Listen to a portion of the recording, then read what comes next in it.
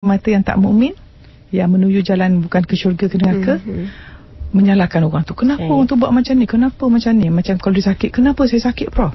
Saya tanya, awak tak tanya kenapa awak sihat semalam? Terdiam dia. Kenapa ketumbit dia naik?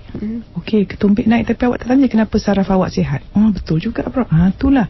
Sebab tu kita ni cuba fokus kan, kalau ke arah apa yang menyebabkan kita bahagia, gembira, sihat, kaya dan membahagiakan orang, dan insya-Allah mendapat husnul khatimah. Cuba apa-apa kita buat hari ni pun tengok kita ni ke arah mana. Macam saya suka sebut, take it lah, take it neraka ke take it syurga.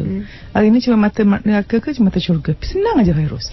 Jadi kita nak betulkan sebelum kita sebut apa erti kehidupan, fokus kehidupan, proses kehidupan. Now cermin mata kehidupan. Macam mana kita melihat sesuatu tu, tak kira kerja apa pun, walau kita doktor ke tak, pensyarah ke, apa kerja pun, kita buat apa-apa, kita harapkan apa yang kita buat tu kita dapat balik. Kerana sebenarnya dunia luar kita ialah cermin dunia dalaman kita. So dalam kita banyak syurga lah kita nampak kat luar. Tetapi kalau kita hidup nampak salah orang saja, nak cari salah tu, nak salah ni, dan pada perhatikan berapa orang daripada kita yang berfikir, kan? Dalam, saya tak ingat hadis ke apa, dia kata berfikir 1 saat lebih besar pahalanya daripada sembahyang sunat 100 rakaat. Pasal apa? Allah suka kita berfikir. Dia kita duduk dia berfikir, subhanallah, tengok langit, subhanallah, tak ada tiang boleh tegak. Tengok dalam jam pun, subhanallah, banyaknya ramai orang dengan penuh urusan masing-masing. Allah Maha mengatur urusan orang. Tiap-tiap orang ada urusan dia. Kita naik kapal terbang, yang tidur je tengok flat rumah orang semua tu. Subhanallah.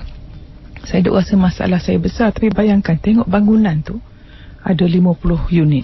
Dalam unit tu pula ada manusia. Ada rumah. Dalam rumah pula ada 5 orang. Dalam 5 orang ada seorang. Dalam seorang tu ada sel. Maknanya kalau kita nak tengok, subhanallah, rahsia Allah dan kuasa Allah. Jadi kalau kita dalam berfikir tu dan menampakkan kebesaran Allah, dan bila kita nampak benda macam tu, betul dia kata dalam segi psikologi, kalau kita stres, keluar tengok langit, kita kata, ya Allah yang maha menggenggam seluruh alam dan isinya, tak boleh ke menyelesaikan masalahku yang kecil ini? Berdoa pada Allah. Jadi tak adalah kita stres nak jumpa orang, tak payah. Kita ada masalah apa-apa, berserah pada Allah, berdoa pada Allah. Dan kalau tak tahan sangat, boleh cari yang profesional. Tetapi kita nak supaya kita ni hidup, kita jangan terlampau bergantung pada manusia. Dan datang kita kepada satu sifat di mana yang banyak orang stres, kita selalu mencari penghargaan manusia. Macam tadi tanya Ustaz, saya tengok di hari akhirat nanti orang mencari penghargaan manusia akan menyesal. Bila dia buat sesuatu kerana manusia, sampai minta pahala, Tuhan kata minta dengan orang yang awak cari penghargaan tu. Lepas tu kita macam Cik Ekut kata tadi, buat apa-apa kerana Allah. Dan lepas tu prinsip kehidupan saya sebut di TV2 semalam dalam bahasa Inggeris, hidup ini DIY, do it yourself. Jangan salahkan orang apa yang berlaku pada kita, kerana makhluk lain, untuk makhluk lain. Apa kita buat untuk memanfaatkan diri kita dengan apa yang kita ada, orang lain, kerana Allah. Okey? So hidup ini adalah buatan kita sendiri dengan izin Allah, untuk manfaat makhluk Allah yang lain, kerana Allah, untuk menjapatkan ganjaran daripada Allah Subhanahu Wa Taala. Jadi saya menyeru kepada semua yang berilmu, para ustaz yang ada ilmu, pada doktor, sampaikanlah ilmu. Macam Cik Ekut tadi, nak suruh betulkan Fatihah. Kalau kita dalam jemaah tu cakap baik-baik pada ustaz tu, tolong betulkan. Tapi bila kita nak tegur orang tu, jangan niat nak kritik dia. Hati kita mesti bersih, ikhlas nak betulkan dia betul-betul. Baru dapat. Betul kata setengah orang dia tegur orang sakit hati.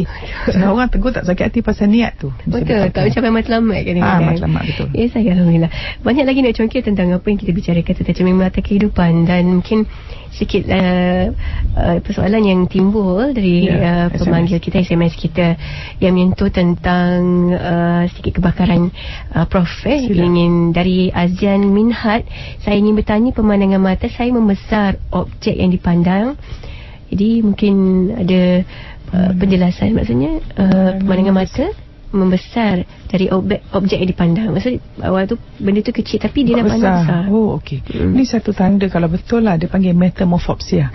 Di mana kalau retina kita mengalami perubahan bentuk disebabkan air di belakang retina tu, jadi objek nampak bengkok.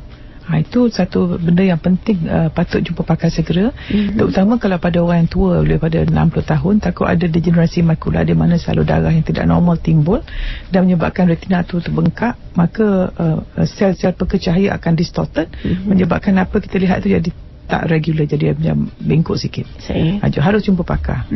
Saya alhamdulillah. Dan satu lagi SMS Rohani Saad menyampaikan salam untuk Prof dan katanya kalau kita mencari redha Allah tapi kita terpaksa meminta pertolongan manusia untuk menuju ke redha Allah, adakah itu satu yang patut memang dilakukan? Tepatlah sebenarnya Allah memberi rahmatnya melalui manusia. Jadi sebab tu saya seru pada diri saya, keluarga dan semua orang, kalau kita buat sesuatu, anggaplah kita ni sebagai alat kepada rahmat Allah kepada manusia. Jadi kalau kita pandai macam mana pun, orang puji tidak rasa bangga, insya-Allah, kerana semuanya Allah beri pada kita. Jadi betul, kalau kita nak buat sesuatu, Allah akan membolehkan kita buat dengan mengizinkan orang menolong kita. Itulah rahmat Allah. Memang kita mesti minta tolong orang. Tidak ada manusia seorang-seorang. Betul. Sebenarnya mereka yang saya merasakan dirinya betul itu bongkak ataupun ego yang tentunya tak disukai oleh Allah SWT. Betul. Saya nak seru pada semua orang yang percaya ke, yang dah sampai tahap tinggi, tolong ingat, dalam kita mencapai apa yang kita capai, banyak orang menolong kita. Ya, kalau guru tu anak murid mengajar dia, kalau pensyarah pun daripada research student dia dapat PhD, dapat profesor dan sebagainya.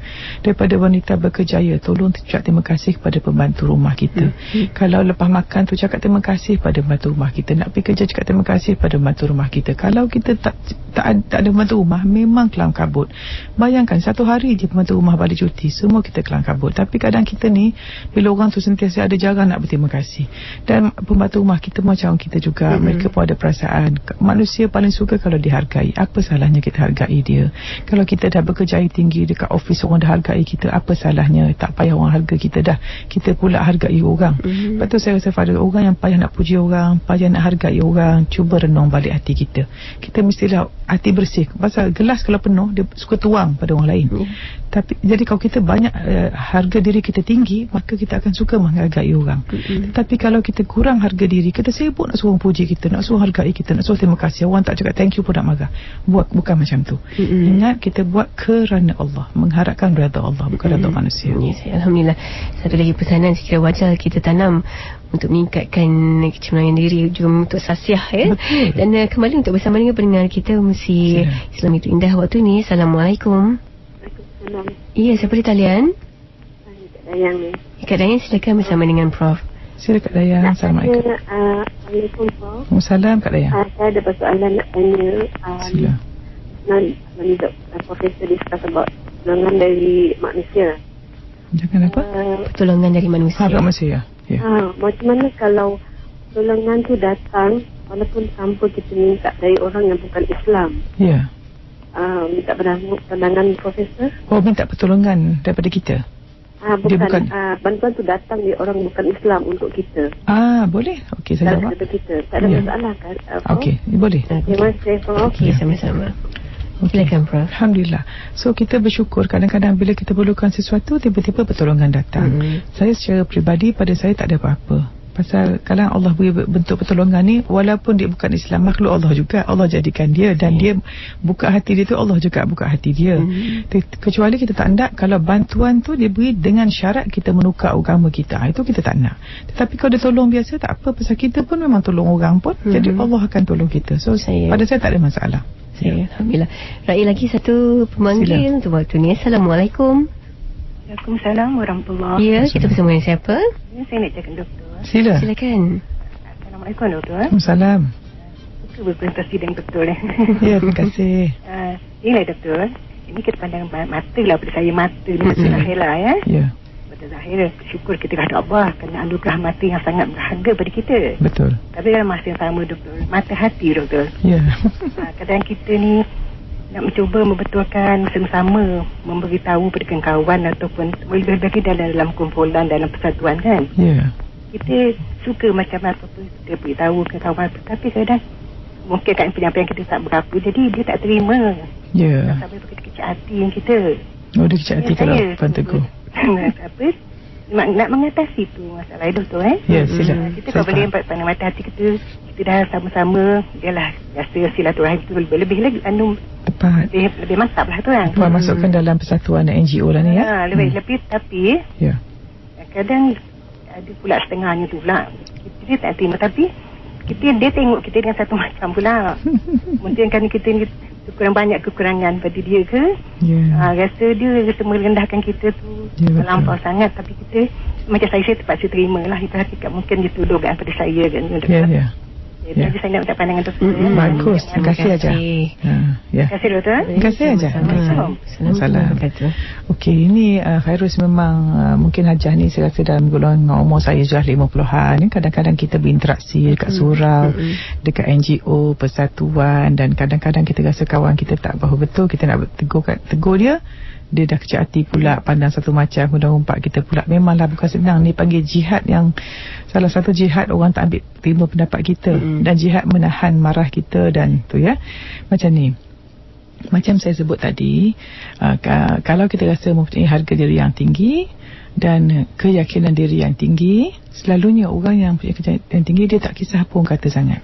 So kalau orang kutuk dia pun dia ketawa, ya ke, orang terima kasih, pendapat awak saja je, pasal dia punya keyakinan dia tinggi. Dan selalunya orang yang berkeyakinan tinggi ni sebab apa tahu? Kalau kita dekat dengan Allah, kita yakin Allah bersama kita. Macam kita kat pejabat lah, kalau bos sayang tu kemain lagi action. Macam tu lah kita hidup di dunia ni, kalau kita tahu Allah sayang kita, kita yakin pergi buat mana. Confirm dapat, insyaAllah boleh. Pasal kita fikir, saya selalu tolong orang, takkan Allah tak izinkan orang tolong saya.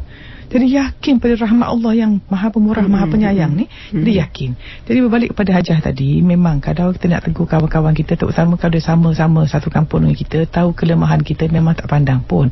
Macam saya sendiri pun, kat jiran saya, kalau saya cakap pun, dia pun tak mau dengar, pasal tahu kelemahan kita, semua dan sebagainya. Memang mesti macam tu. Tapi saya ucap tahniah pada Hajah kalau masih berterusan untuk menegur kawan. Tapi mungkin kita cara kita tegur tu, selalunya manusia ni nak kalau orang dah senior sikit ni, dia perlukan penghargaan. Jadi sebelum kita tegur, agaknya kita bersedekah dari segi pujian kita, dari segi barang-barang kita, selalu bawa makanan kat surau, jadi orang tahu kita ni orang yang baik. Lepas tu kalau kita nak tegur, orang akan terima. Mungkin akan ambil masa sikit, Prof. Maksudnya kalau nak melalui proses-proses tersebut, mungkin kita akan ambil masa sedikit lah. Ambil masa, betul. Pasal kita tak boleh nak terus orang salah, terus nak tegur. Dulu saya pun pernah macam tu. Kalau tu masa kita muda kan, geram ni tak betul nak cakap. Memang muda macam tu. Tapi saya dah tua sikit ni, Fairuz dah pandai dah. So macam dulu pun kalau kita berjumpa kanak-kanak kan, kalau saya jumpa anak saudara saya, first thing, dah belajar belum? Memang saya jenis strict, suruh belajar. Tapi tak ada kesan pun, diorang takkan belajar. So apa kita buat? Kita menjadi keanak-anakan seperti mereka.